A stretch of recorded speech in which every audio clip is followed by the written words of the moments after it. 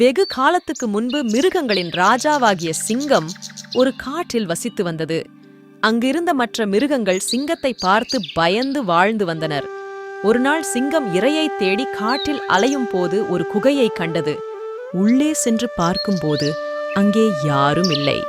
நிச்சயமாக இங்கே யாரோ வசித்து வருகிறார்கள். அவர்கள் வரும் வரை இங்கே இருந்தால் நிச்சயமாக பெரிய விருந்து இன்றைக்கு உண்டு என்று சிங்கம் தனக்குத்தானே பேசிக்கொண்டு அங்கே ராஜா போல் அமர்ந்திருந்தது.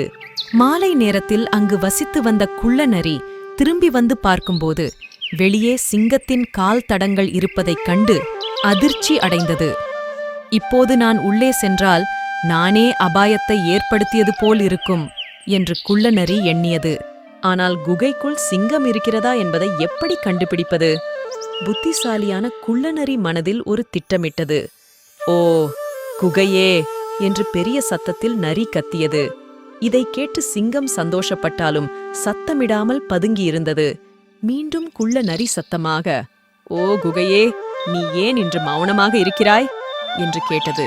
நரி குகையிடம் பேசுவது அதிசயமாக இருந்தாலும் சிங்கம் அமைதியாகவே இருந்தது. மீண்டும் குள்ளநரி, ஓ குகையே, உனக்கு என்ன ஆயிற்று? எல்லா நாளும் நான் திரும்பி வந்தவுடனே எனக்கு வணக்கம் சொல்லுவாய். இன்று ஏன் பேசாமல் இருக்கிறாய்?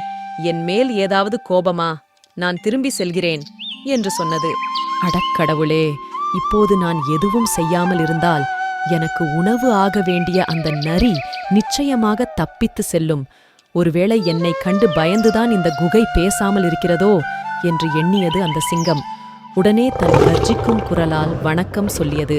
அதை கேட்டவுடன் நரி பயந்து ஓடியது. தன்னுடைய புத்திசாலித்தனத்தினால் நரி தன்னுடைய உயிரை காப்பாற்றியது.